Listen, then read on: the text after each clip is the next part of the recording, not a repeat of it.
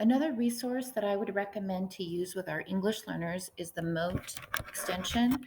The Mote extension can be added to your Chrome.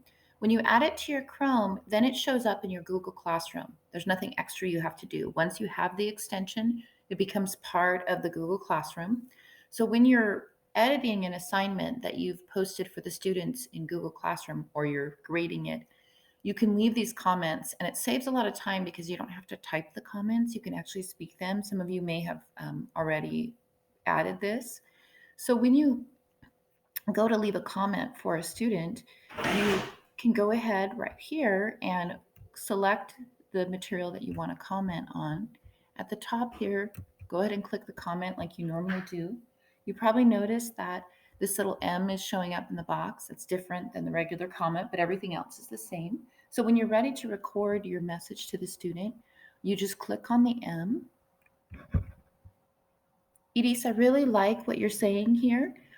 This section, because you've asked a question before, is going to be a new sentence. So you're going to want to complete the sentence with a complete phrase. You probably don't want to start that sentence with because, so that you can have a complete sentence here. So take the language off of the sentence that came before, put a period, and then start a new sentence. That would be a great way to correct this section of your essay. So now what it does is it thinks about what you said, it transcribes it, and of course you want to take a look at it because sometimes funny things end up and your voice may not record the same. Here. This section, because you So I wasn't completely happy with everything that I said. So I'm going to go ahead and edit it a little bit. Going to take out the part about starting with because that may confuse her. And take that phrase out because I think that's probably going to also be confusing for her. So then I look and I'm happy with what's left. And now I can save it. And once you save it, you give the option to translate it. And I'm going to translate it into Spanish because Elise is a Spanish speaker.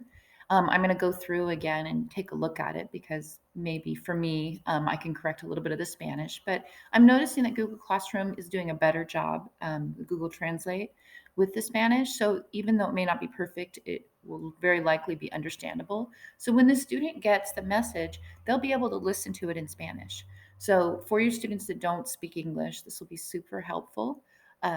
And for those that do speak English, leaving the transcripts in English is helpful because that improves their listening skills. So there's just a lot of great things about this mode, and I really recommend it, but especially to use if you want to be translating some messaging that you're sending to students that don't speak English yet in your classroom.